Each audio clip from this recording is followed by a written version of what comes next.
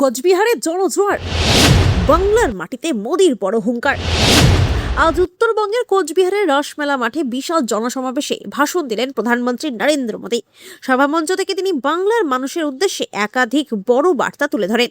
এই সভার মাধ্যমে কার্যত পশ্চিমবঙ্গে বিজেপি নির্বাচনী প্রচারে জোরদার সূচনা হলো।